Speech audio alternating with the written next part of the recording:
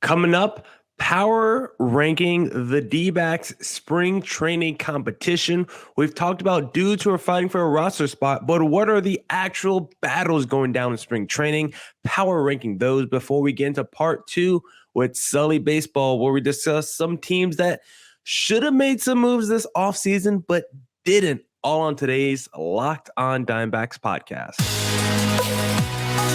You are Locked On Diamondbacks, your daily Arizona Diamondbacks podcast, part of the Locked On Podcast Network, your team every day.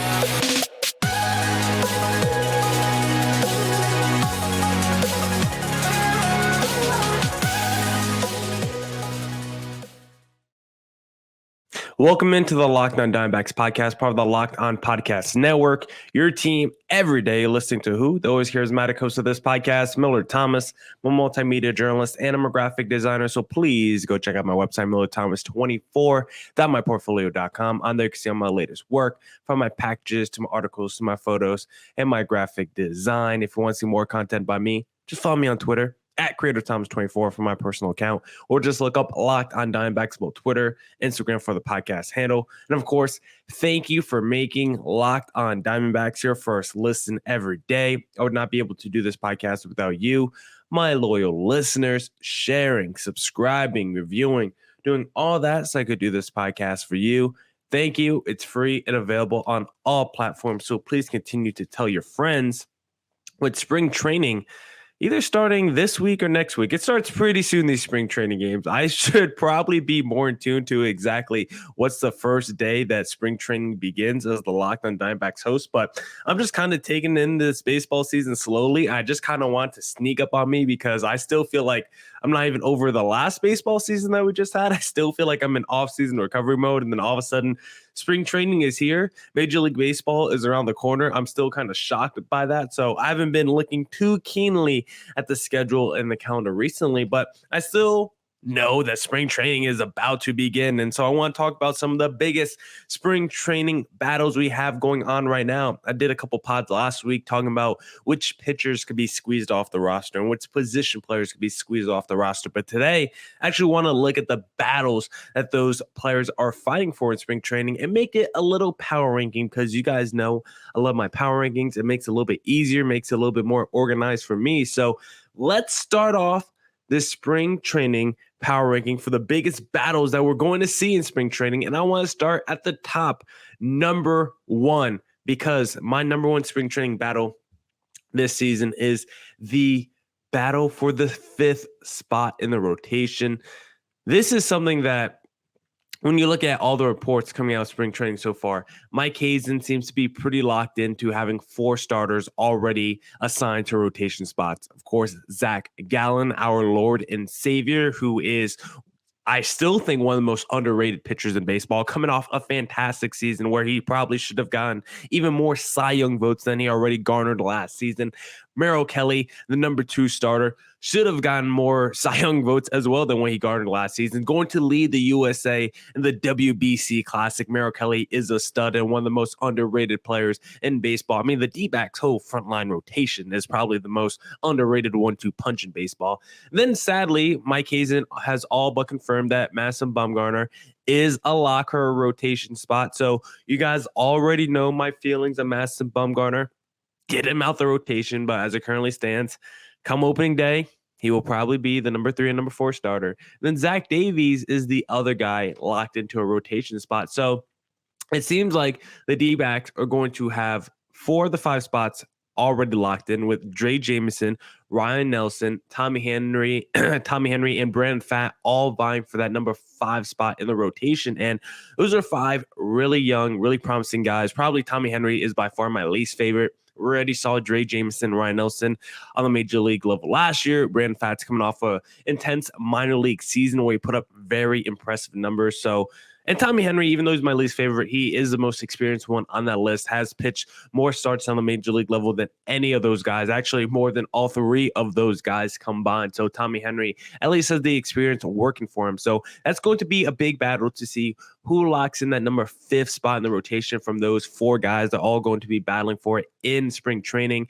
I believe Dre Jameson and Ryan Nelson have the leads. I would say Dre Jameson might be 1A just because of the pitching arsenal and combo he has. I think it's the most balanced and the easiest one to make sense of a starter over the course of a full season with how he stands right now in his projections, maybe not in his development is what I want to say. Ryan Nelson, I think, is pretty close behind him, but I still think he needs to work on his secondary pitches a little bit more. I think he's still probably I think he'd be a fine starter, but I could also see him as a better bullpen guy than probably Dre Jameson because of the Ryan Nelson makeup. Loves to go mainly fastballs if he can.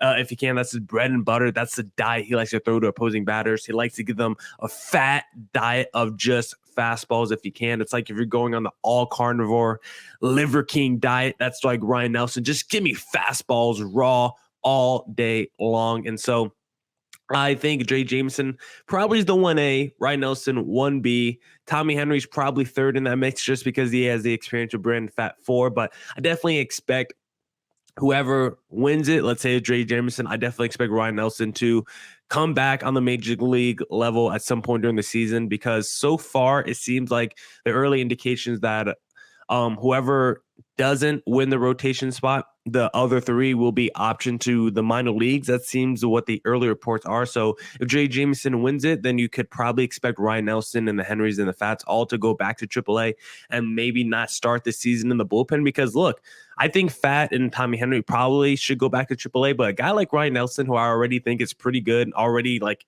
going to be 24, 25 years old, already had the cup of coffee on the major league level last season. And what I saw his arsenal is, if Dre Jameson wins the rotation spot, then I want Ryan Nelson to maybe start the season in the bullpen as like the 7th or 8th inning guy. I think Ryan Nelson has potential to be that high leverage reliever, but I also don't mind the D-backs saying, okay, Dre Jameson, you want it. Ryan Nelson, we still want your first option we still want your first option in the future to be as a starter for the D-backs. So we're going to send you to the minor league so you can still be a starter with that team. And then if there's an injury, if there's a trade, we'll call you up so you could once again get another opportunity as a starter. I don't mind the D-backs taking that path with Ryan Nelson because I do want to see what he can be as a full-time starter as well. But I also wouldn't mind seeing Ryan Nelson. As a late inning, high leverage reliever either. But as it currently stands, I think the battle for number 5 spot in the rotation is the number 1 battle that we're going to see in spring training. The number 2 battle I think that we're going to see is the battle for the closer position because right now, Mark Melancon, he is talking a big game about regaining his position as the closer, knowing he basically fumbled the bag last season with how bad he was, but he's still getting paid closer money. He was still brought here to be the D-backs closer, but now it's a real competition who's going to be that closer, and it's not just Mark Melancon. Joe Mansply is going to be in that competition for the closer just because he was so good last year and our most reliable reliever. The Sheriff, Andrew Chafin, will also have a chance at being the D-backs closer, considering he is a dude who has saved games in the past. Never been a full-time closer over the course of a full season, but he's definitely been a spot closer for the days that your closer does need rest, does have the ability to finish games. That's something he's done throughout his entire career. So Andrew Chafin can be an option as well. Newcomer Scott McHugh, who is coming from overseas, was a closer, I think, the last couple of years in Japan. He's going to get a shot as well. Miguel Castro coming over from the Yankees, a high velocity reliever, will probably get a shot as well. And I wouldn't even be surprised if a guy like Kevin Ginkel got a shot in spring training after being tabbed potentially the close of the future back in 2019 and coming off a really good season last year with a pretty decent sample size. So this closer competition, I think, is going to be interesting. And for the first time in a while, I think I actually like the people competing for the closer role in this D-backs organization. Probably the best competition for the closer since 2019 for the D-backs, because the last 3 years you've had the Hector Rondones and the Junior Guerreras and the Alvar Perez's and whoever else you want to name, the Tyler Clippers, the Joaquin Sorias, all fighting for that closer role, and none of them were good. Mark Melanson wasn't good last year, but at least he was coming off a season prior to being signed with the D-backs where he looked like one of the best closers in baseball, and maybe he could turn back the clock to that to regain his form after working with Brent Strom. Mantiply, all-star last year. Andrew Chafin is a stud. Scott McHugh at least has experience, and Miguel Castro is at least a high-velocity reliever. So I at least like the options that the D-backs are throwing out there for this competition for the closer role. Still think the D-backs bullpen probably is not going to be that good this year, but I think it would at least be serviceable, and I think it should be at least mediocre. And mediocre doesn't sound good, but the D-backs bullpen the last 3 years since 2020, you can make the cumulative argument it's been the worst bullpen in Major League Baseball. So if the D-backs enter this season and they have the 18th to 20th best bullpen in baseball, like that would be a huge step up for the D-backs. And then I think their win total from last year was 74 games. Their over-under win total for this season is like 74 games on FanDuel. It's something right around there. The D-backs get the 18th best bullpen in baseball this season with how they looked last year. Best believe this D-backs team is winning at least 80 games, and I wouldn't even be afraid to bet on this team going 500 this season. And if you also want to bet on the D-backs going at least 500 this season, then you need to head to FanDuel Sportsbook, because the midway point of the NBA season is here, and now is the perfect time to download FanDuel, America's #1 sportsbook, because new customers get a no-sweat first bet up to $1,000. That's bonus bets back if your first bet doesn't win. Just download the FanDuel Sportsbook app. It's safe, secure, and super easy to use. Then you can bet on everything from money line to point scores and threes drained. Plus, FanDuel even lets you combine your bets for a chance at a bigger payout with a same-game parlay. My favorite thing to do once the Lakers get back into the swing of games is doing a same-game parlay with the Lakers. LeBron, 25 points, 5 rebounds, 5 assists, with Anthony Davis, 25 points and 10 rebounds. One of my favorite same-game parlays to do. And now that the Lakers have D'Lo back, the prodigal son, I might have to add him into my parlay as well. Don't miss your chance to get your no-sweat first bet up to $1,000 in bonus bets when you go to FanDuel.com/lockedon. That's FanDuel.com/lockedon to learn more. Make every moment more with FanDuel, an official sports betting partner of the NBA. All right. Let's get back to the podcast, and let's discuss some more spring training battles, because at number 3 of my spring training battles this spring training, of course, the infield spring competition. More importantly, the backup for the infield, because as it currently stands, we expect our infield to shake up like this, right? First base, Christian Walker, stud last season, near 40 home run season, Gold Glove Award winner. Christian Walker had a fantastic season last year for the D-backs, where you go back and look at the numbers, you're like, he had an all-star season. Even though he wasn't named an all-star, he had an all-star caliber season, and that's the kind of guy, if you want to make the playoffs, if you want to be a good team, he's like the perfect cherry on top, complimentary, hold your the glue piece in your lineup. Like, Christian Walker's not going to be the best player in any lineup, but if he's your 4th best player in your lineup, your 5th best player in your lineup, you definitely feel very good about Christian Walker at first base. Second base, and the position that it seems like he's going to play all season and not move around, is Ketel Marte, where Torey Lovullo has talked about Ketel Marte this season is a second baseman. He'll get some time at DH from time to time, but he will be a second baseman all season, nowhere else. So I like Ketel Marte locked into there. Nick Ahmed seems pretty locked to shortstop, because why would he not be? It's not like Perdomo really provided a big boost last year, and Ahmed is still the premier defensive shortstop on the roster. Then third base will be a combination, depending on who's on the mound, between Evan Longoria and Josh Rojas. So that is 5 spots, right? Third base 2, shortstop, second base, first base. Yeah, so that's 5 players already locked up into the infield. And when you're doing this, when you're doing these exercises, you have to remember how many players can even be on the roster at all. You can carry a max of 13 pitchers, which every team is going to do. You can have 26 players on your roster overall. So that will leave 13 position players as well. So if you count the 9 players already in the starting lineup, and then I also think Alek Thomas is probably a lock to make the roster as one of the position players. So that's 10 players now. And then you got to think about the other catcher, Gabriel Moreno. So that's 11 players now. So if you already have the 5 infield spots and you can only have 2 more roster spots overall, Who among the infield options should be named a bench player? Should it be one bench player? Should it be two bench players among the infield options? I do not know. But when you look at the infield options that the D-backs have that are fighting for one of those bench spots, you got Geraldo Perdomo, who could back up Nick Ahmed, who could back up Ketel Marte,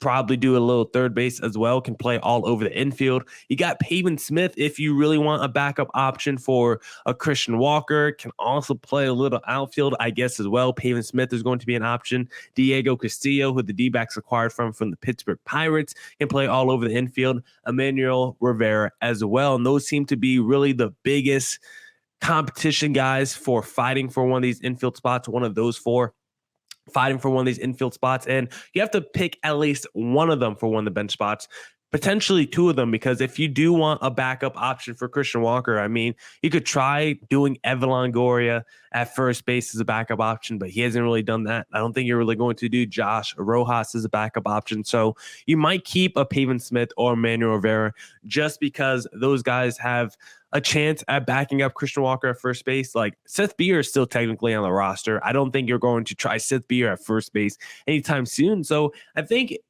after looking at it, I know we discussed last week, Pavin Smith is probably not going to be on the roster, but after looking at it and thinking about it, like, if you do want a backup option for Christian Walker, it might be a Pavin Smith or Emmanuel Rivera. And just because Christian Walker is already a righty, Pavin Smith might actually have a path to being the backup lefty to a Christian Walker when they want to platoon that way, because Torey Lovullo loves his platoon option. So it's very interesting to see how the infield options are going to battle each other out once we get to spring training. I think Pavin Smith has a good chance of making it. Geraldo Perdomo is a switch hitter as well. I think he has a good chance of making it. Manuel Rivera probably has the highest offensive ceiling of those players I just named.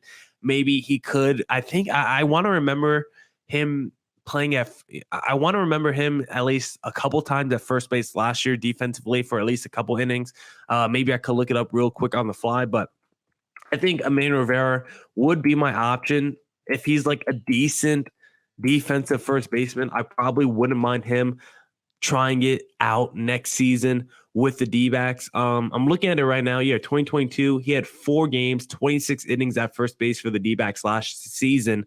Emmanuel Rivera did. So if we're going to pick a backup option in the infield for one of the two bench spots, if we're only going to pick one infielder for one of the two bench spots and another outfielder for one of the bench spots, then among the infielders, I think I would want Emmanuel Rivera just because he could back up, play third base, can also play first base. It's a little redundant with a Christian Walker, but I just think he has a higher offensive ceiling than Pavin Smith. I like his power option as well. Like, Pavin Smith just doesn't offer me much pop. At least with Emmanuel Rivera in 102 games last year, he had 12 home runs. Maybe he's not a super pop option, but he's probably a guy that could get around 20. I'm not sure Pavin Smith can ever hit 20 home runs. So as it currently stands, I'll probably lean Emmanuel Rivera among my infield options. My fourth biggest spring training battle that I've seen is probably going to be the battle for the fourth outfielder, which I think is pretty much all locked up already by Alek Thomas, but still seems like it's going to be a battle. And really, I think the question is, do the D-backs want, when you have those two bench spots left, do you want a fifth outfielder?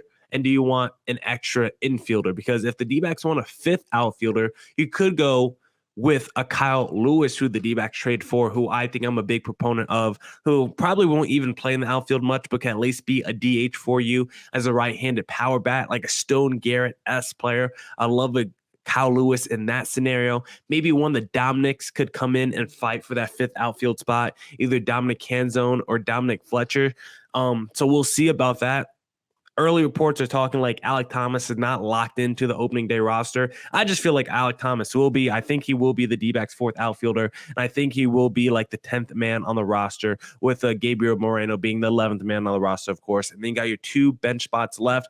The last two bench spots I would probably give to Emmanuel Rivera and Kyle Lewis, and then leave the Pavin Smiths, the Diego Castillos, the Geraldo Perdomos, the Seth Beers. I'll leave those guys off fit. Alek Thomas provides that defensive stability. You could put him in the outfield with Corbin Carroll and Jake McCarthy and cover a whole lot of ground defensively. He's still a speedster. He can still be a table setter for you at the top of your lineup. And then Kyle Lewis, if he can stay healthy, he does have a real offensive ceiling if he can get back to his 2020 level. So, like, those two guys is my two last members of my bench unit, Emmanuel Rivera and Kyle Lewis. And the last spring training battle that I'm watching for is the catcher battle, because we know the two catchers are going to be Carson Kelly and Gabriel Moreno. And Carson Kelly seems to be locked in at being the opening day starting catcher, and maybe the first half of the season getting 60-40 in terms of splits, with Gabriel Moreno coming on more in the second half of the season. But what if Moreno goes out there in spring training and just absolutely sets the world on fire,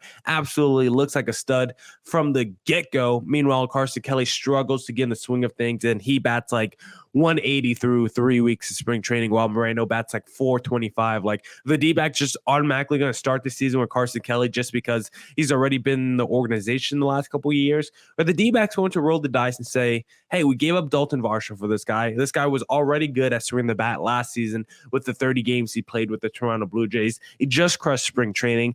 We know he's the catcher of the future. We know Carson Kelly is probably going to be a trade candidate this year. Why not just start the season with Gabriel Moreno? Why not just start the season with our best option and then figure it out from there what to do with Carson Kelly? Kelly will still get opportunities. He will still get 40% of the work, but let's actually already start the process of starting the season with Gabriel Moreno, giving him every opportunity for being the catcher of the future, because that is our intent when we traded for Gabriel Moreno. So for the D-backs, I think starting the season with Gabriel Moreno as your everyday catcher wouldn't be a bad idea. But I think of all the spring training battles, that's probably the lowest on the totem pole.